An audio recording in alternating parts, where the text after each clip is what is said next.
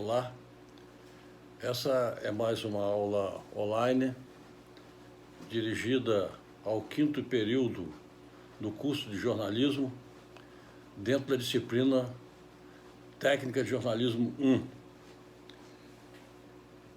Hoje nós vamos dar continuidade a um pensamento que estabelecemos a partir de uma leitura de Eugênio Butti, em que ele nos diz exatamente o seguinte. Eu vou repetir o final da aula passada, para que vocês possam encadear, né, um pensamento lógico a respeito daquilo que nós vamos falar. Né, dizendo o seguinte, sem a construção receptiva, a construção ativa não existe. Então é preciso que a questão da recepção aos fatos que nós vamos narrar, eles sejam claros e sejam definidos. E coloca mais ainda Butti, se não soubermos receber o que a vida nos mostra, se não nos impregnarmos de vida enquanto vivemos ou escrevemos, nós matamos nossa escrita e o nosso corpo torna-se apenas uma casca, um invólucro para o nosso texto morto. Né? Então é aquela impressão, né, de que se você não tem exatamente um exercício entre, né, a construção receptiva e a construção ativa do texto, você acaba fazendo uma matéria que não vai chamar a atenção de ninguém. Ninguém, evidentemente, vai ler aquilo sem que ele mesmo consiga refletir na sua matéria a ideia, né, inicial do que ela possa conter. Né? Dando continuidade a esse tema, né, nós temos aqui a continuidade dele, é um tema que diz o seguinte, ainda dentro da análise do capítulo do livro sobre entrevistas, né, que é um livro de autoria de Stella Guedes Caputo, que ele nos fala exatamente sobre entrevista, teoria, prática e experiência. Né? Então, para você fazer uma entrevista, para você fazer um bom texto, não há necessidade nenhuma, né, de você se arvorar na construção, de arquitetar, né, na construção de um tema, quando você não conhece exatamente sobre aquilo que você vai escrever. Então, uma coisa que é fundamental é que quando você vai fazer uma matéria, você pega a pauta, primeiro você estuda, tá, o que você vai fazer com relação à entrevista que você vai realizar. Se você não fizer isso, você vai acabar transformando o seu texto apenas numa casca, né? Numa casca, quer dizer, num invólucro para o nosso texto morto. Porque é natural, se você não conhece o tema para o qual você vai ter que fazer uma análise, uma crítica, demonstração de uma pesquisa, se você não fizer isso, dificilmente você vai chamar a atenção do leitor para o texto que você vai definir. Né? Então, a nossa reflexão sobre o subcapítulo, o tempo e o texto, né? Ou de jornalistas, abelhas, papagaios e flores. Né? E aí vocês têm exatamente o quê? Uma discussão bastante fecunda para vocês desenvolverem, né, comigo por qualquer forma de mídia que vocês acharem que seja necessária. Né? Então, veja só. Então, o tempo e o texto, ou os jornalistas abelhas, o que quer dizer exatamente? O autor começa essa descrição falando sobre Marx. E quando eles falam, toda vez que alguém fala sobre Marx, ou vai falar sobre história, economia, né? Ou luta de classes, alguma coisa ou outra. Ou simplesmente usar Marx para definir, né, no campo da sua pesquisa, né, da sua apuração da sua matéria, uma ideia ideológica sobre aquilo que você vai fazer. Né? Então dizia Marx que uma aranha executa operações semelhantes à do tecelão. E a abelha envergonha mais, né, de um arquiteto humano com a construção dos favos de suas colmeias. O que o Marx quer dizer exatamente com isso? Quer dizer, né, que a ideia receptiva já está exatamente o quê? Está na abelha, né, ou está exatamente no papagaio. Por quê? Porque a ideia do papagaio é aprender a falar. Né? Então, nós não podemos fazer o jornalista papagaio, ou seja, repetir velhos chavões que todo mundo já está cansado de usar. Né? Percebe? Ou ter o destino das flores, crescer, vicejar e não produzir perfumes. simples. Ele calca, inclusive, esse tipo de reflexão em cima de uma coisa que eu acho perfeita, que é exatamente o jornalismo literário, né? Então ele traz essa ideia assim, o jornalista sempre corre contra o relógio. Eu também acredito, né? Você recebe 3, 4 laudas, pautas na redação, você sai correndo para fazer. Naturalmente que você, no final do trabalho, você não vai fazer nenhum dos 3 matérias ou 4 matérias de uma forma mais perfeita. Mas é preciso o seguinte, é melhor você fazer uma matéria perfeita, boa, né? Com um texto razoável, fruto de uma pesquisa, do que você fazer 3 textos que ninguém vai ler. Né? Ou alguém vai dizer assim, puxa, esse repórter que fez essa matéria não tem nenhuma profundidade na sua apuração. Ele fez uma matéria a partir de uma apuração que Eugênio Bush chama de rasa. Quer dizer, fez uma entrevista em cima da perna e achou que estava fazendo uma boa matéria. Escreve a matéria, chega lá, enfim, o editor, na maioria das vezes, pega até e deleta uma matéria dessa natureza. Né? Então é só para chamar atenção. Então ele corre. O tempo acaba sendo um dos nossos grandes inimigos. Pressionados, perdemos o que não podemos perder, perdemos a relação com o texto.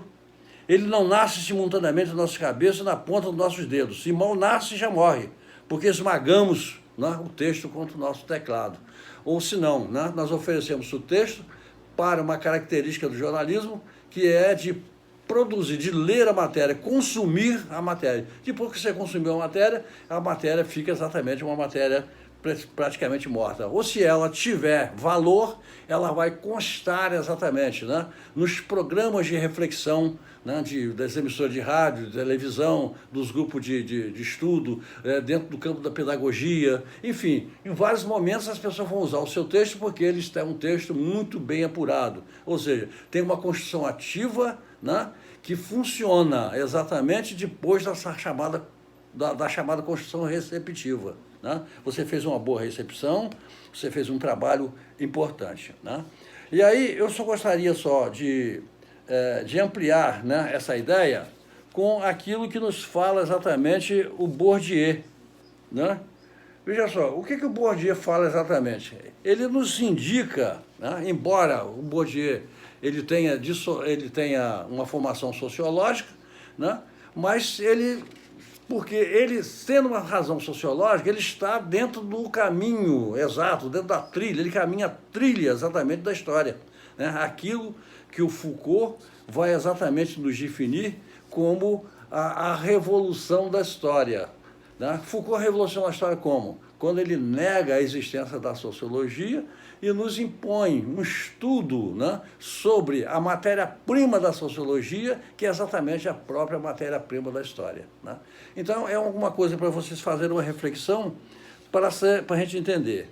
Então, além de jornalista, isso é a palavra, né, da escritora, né, da nossa querida Estela Guedes Caputo. Ela diz o seguinte: além de jornalista, sou pesquisadora, portanto convivo com entrevista tanto no jornalismo como nos tipos de pesquisa que vem desenvolvendo.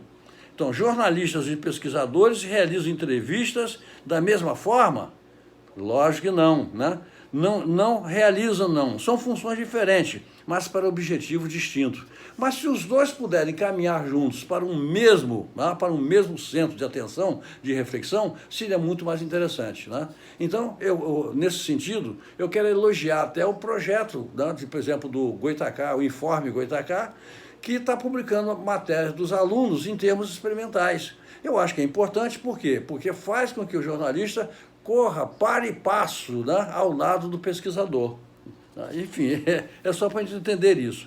E aí é o seguinte, o Pierre Bourdieu, ele critica a nossa profissão da seguinte forma, ele fala o seguinte: os jornalistas, submetidos às exigências que as pressões ou as censuras de poderes internos e externos fazem pesar sobre ele, e sobretudo a concorrência, portanto a urgência que jamais favoreceu a reflexão, propõe muitas vezes sobre os problemas mais candentes, descrições e análises apressadas, e a miúde improcedente, e o efeito que produzem, tanto no universo intelectual como no universo político, é ainda mais pernicioso, às vezes porque estão em condições de se fazer valer mutuamente e de controlar a circulação dos discursos concorrentes, como a da ciência social, né? Isso é uma fala, né, de Bourdieu, só para a gente ter uma ideia, né, da questão seguinte.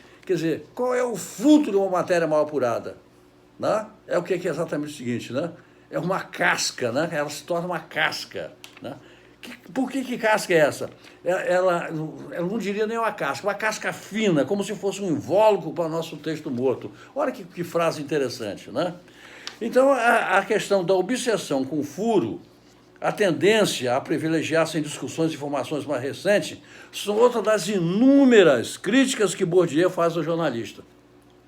Concorrer ou concordar com elas é uma forma de nos autocriticarmos, de melhorar nossa atuação.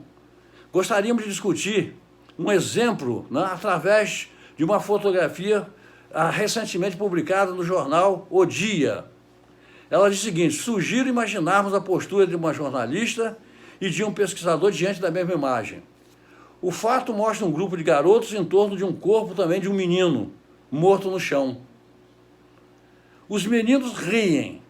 O jornalista, pressionado pela urgência e pela obsessão com o furo, da qual nos fala Bourdieu, percebe o real com extrema rapidez e publica a foto no dia seguinte. Seu texto apressado certamente enfatizará a banalização da violência. O pesquisador, se estiver preocupado com as tensões do real e avisado das interferências que, por exemplo, a máquina do fotógrafo pode provar no real observado, se perguntará: as crianças riem do corpo morto no chão ou a máquina do fotógrafo? Quer dizer, são questões muito interessantes. Eu poderia citar uma outra, né? Uma criança é morta durante um tiroteio entre milicianos, a polícia, né, e marginais dentro de uma favela. Um dos meninos sai correndo, né, leva um tiro nas costas, cai mais ou menos perto da área onde as crianças estariam preparando uma pelada.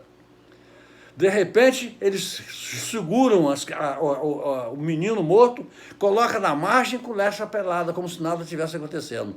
Né? Isso também é o quê? Relativo ainda à questão da banalização da violência.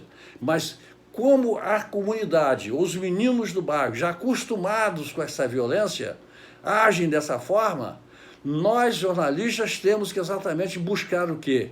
Um trabalho a partir da sociologia do fato, do conflito social. Sem essa análise, eu vou citar duas vezes, ou histórico, segundo Bourdieu, ou não verbal, ou não histórico, segundo o conceito de Foucault, né, é exatamente o quê? É repetir a mesma frase, a mesma atitude que os meninos de lá. Quer dizer, nós também vamos ficar assim, né, acometidos de uma inércia diante da violência que toma conta do nosso país. Quer dizer, nós temos também outras questões interessantes que nós podemos trabalhar, né, nessa relação. Bourdieu, por exemplo, né, ele se referiu aos sociólogos especificamente, mas acredito que sua insistência sinalizava para a necessidade do jornalista aprender com a pesquisa em diversas áreas do conhecimento e não mutilar o fato observado de seu contexto, de sua história. Por que isso?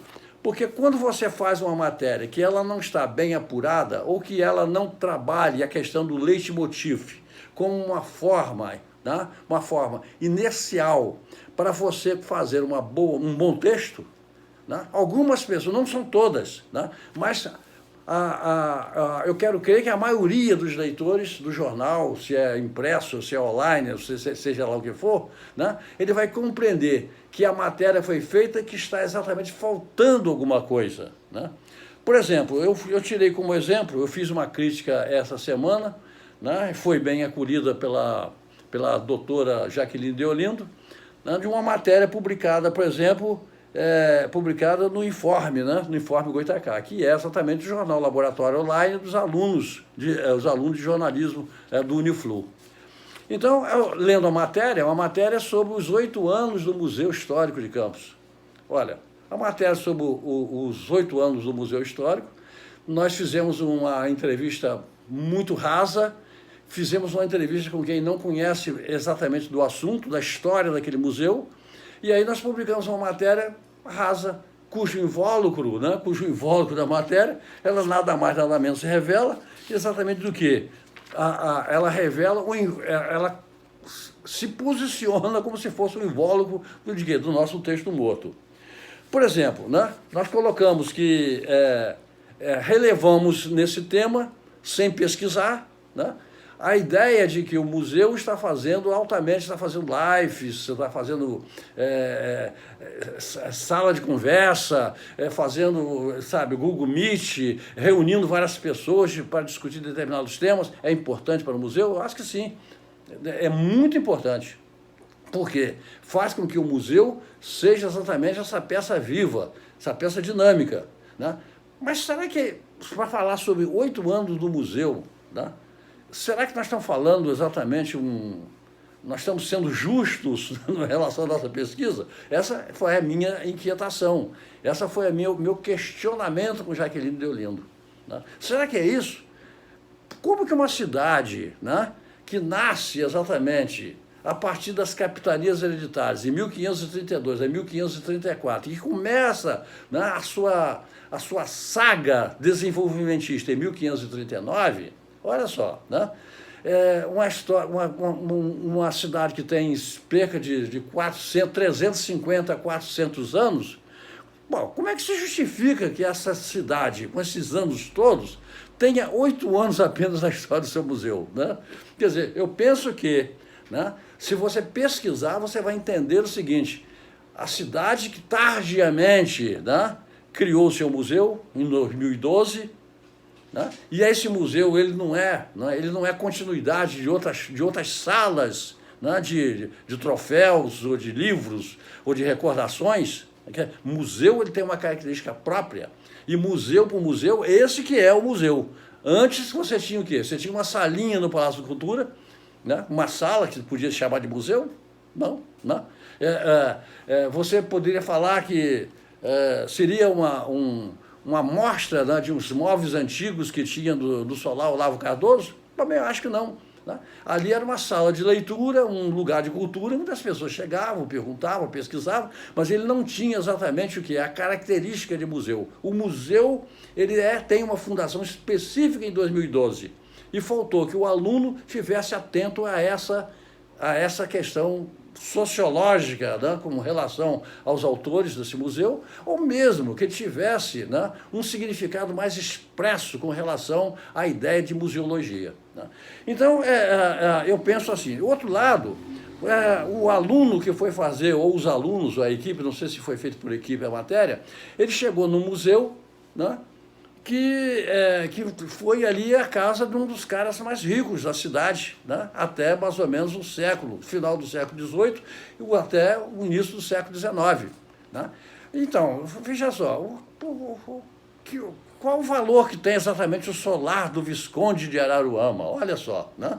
Dá para falar exatamente de uma época do baronato, dos barões, dos viscondes, dos granduques. Nós vamos falar exatamente de uma época importante que repassa a natureza da aristocracia rural, né, de Campos dos Goytacazes, baseada exatamente na produção do açúcar e do álcool, né, além de outras formas de industrialização, mas essas são exatamente as mais fortes e duradouras, porque, mesmo de uma forma incipiente, ainda dura até os dias de hoje, né?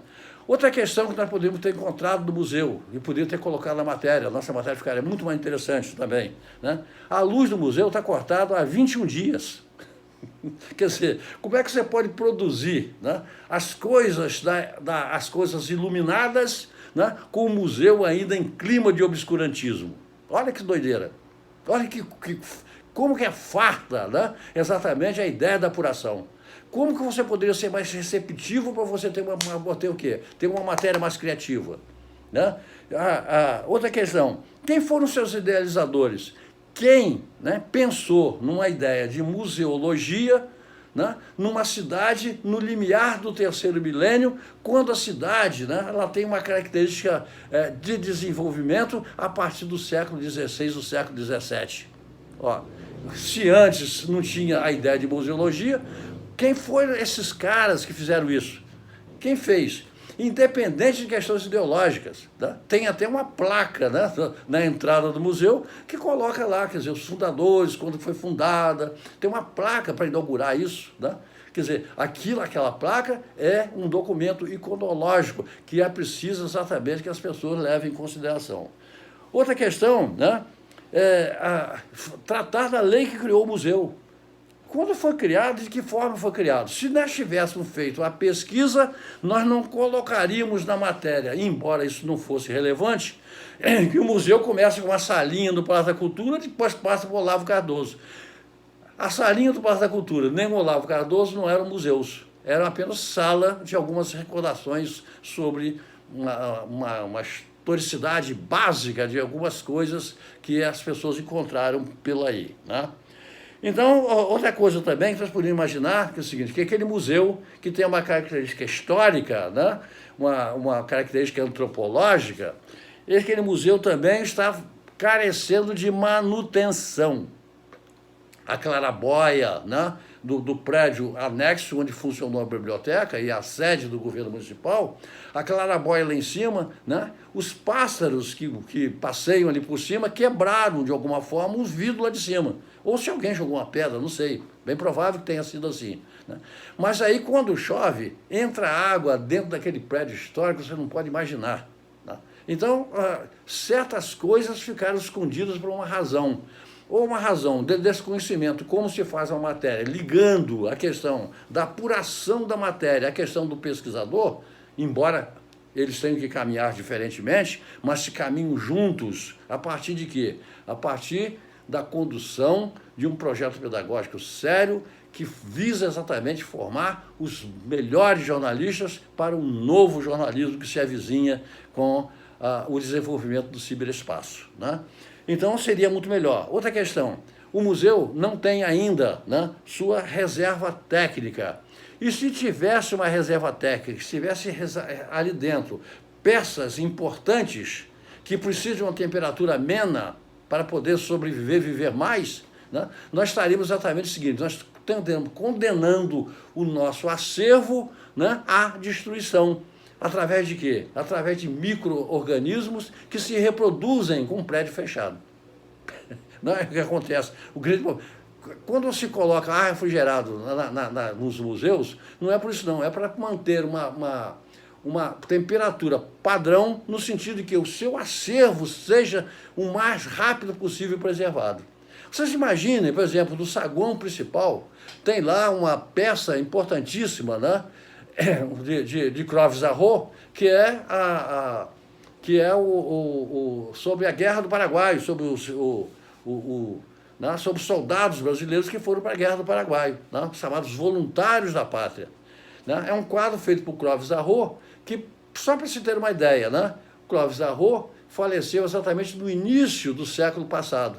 Ele era um cidadão francês da Escola de Paris, que esteve exatamente ligado à cidade de Campos, veio aqui, se casou com uma campista, né? E aqui, né, ele criou uma escola de artes e ofícios. Ele fez pela arte em Campos aquilo que nós só poderíamos perceber, né, 40 ou 50 anos depois, talvez um século depois. Então, ele queima a etapa de desenvolvimento cultural e cria exatamente o quê? Ele cria uma escola de arte e ofício. Olha que coisa interessante. E que depois da sua morte, no início do século XX, né, a escola foi exatamente fechada. Né? Por quê? Porque o espírito, né, que desenvolvia a capacidade criativa dos campistas era exatamente uma pessoa de fora, que não estava exatamente coadunada com a história do município de Campos do Goytacazes. Né?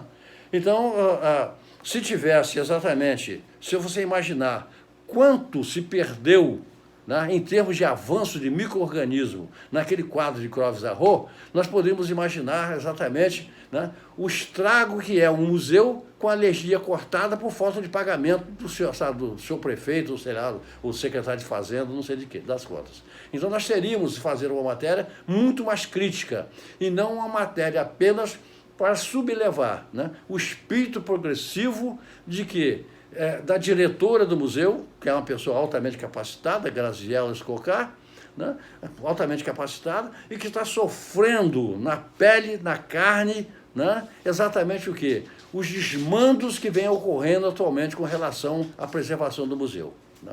Então, enfim, é só para dar essa ideia e dizer o seguinte, que se a questão da circunstância que nos leva a fazer a crítica, não é fazer uma crítica para destruir coisa alguma, muito pelo contrário, é fazer com que as pessoas, ao fazerem uma determinada matéria, ela tenha compromisso, não só com a ideia da apuração do jornalista, mas o olho, né, o olhar, né, diferenciado do pesquisador.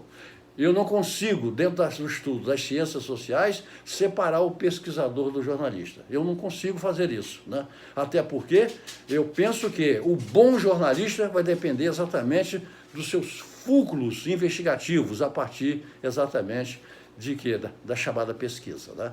Então, se alguém for fazer uma matéria, ele tem que estudar a matéria.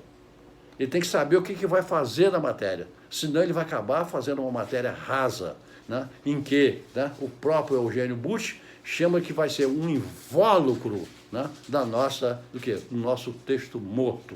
Então, imagina, você vai fazer uma matéria, publica a matéria, né, cheia de elogios, que eu só ouvi elogios com relação ao informe Goitacá, enfim, mas não teve ninguém para dizer assim, para aí, essa matéria não está bem feita, essa matéria precisava fazer assim, assim, assim, assim. E juntava o grupo de alunos que fez a matéria, mandava refazer. Simplesmente, né? Simplesmente, vocês vão refazer, porque vocês erraram aqui, assim, assim, assim, assim, assim, assim. Né? Então, seria exatamente isso. Né? Não você publicar uma matéria no sentido amplo da questão, dentro daquilo que configura, né, o princípio de Baudrillard, né, o outro pensador francês, que ele diz o seguinte, né, ele coloca o seguinte, que nós, quando não temos uma apuração fecunda, ou quando, por alguma razão ideológica, nosso texto fica exatamente envolvido com o simulacro. Mas isso é uma outra história, lá para o 6º período. Né? A gente vai trabalhar com a questão do simulacro. Né? Enfim, eu só gostaria que vocês, de certa forma, vocês me perdoassem, mas eu não poderia me calar. Se a matéria estivesse boa, eu estaria aqui elogiando, assim como elogiei algumas matérias de Marina Bruno, né, de Rafael Freitas, eu elogiei muitas matérias de outros alunos muito interessados desse 5º período de jornalismo, né, que nós temos que fazer dele, né, o quê? A formação de uma turma diferenciada, em que ela possa exatamente chegar no campo de trabalho, tá? E dizer o seguinte, eu sou um jornalista, todas as minhas matérias estão envolvidas exatamente com o quê? Com o meu olhar, tá? Meu olhar inquietante, de observação científica. Eu sou exatamente, a minha matéria tem um padrão de pesquisa que é tão necessário para que você consiga fazer um bom jornalismo e que o seu texto não seja exatamente um invólucro dos chamados textos mortos. Tá? Então, eu queria que você me perdoasse, mas eu gostaria de contribuir, né, com esse discurso da melhor maneira possível. Fazendo isso pela aula aqui, pela essa aula online, eu tenho certeza absoluta de que estou falando no ouvido de cada um de vocês, na consciência de cada um de vocês. Para se fazer uma boa matéria, você não precisa ter um monte de teorias envolvendo essas coisas, não precisa. Você precisa ter apenas a percepção exata do que você vai fazer. Não só como apurador da matéria, como investigador da matéria e assim também, né, com um olhar percussiente, né, analítico, crítico, né, do chamado pesquisador. Né? Então, eu espero que essa pandemia termine o mais rápido possível, que nós tenhamos condições de voltar a estudar isso de vis a vis, estudar isso pessoalmente, para fazer com que na sala de aula a gente consiga dirimir todas as dúvidas, que muitas das vezes elas decorrem, né, da nossa falta de percepção nas aulas muito bem produzidas pelos nossos professores, né? Então, boa noite, um abraço a todos.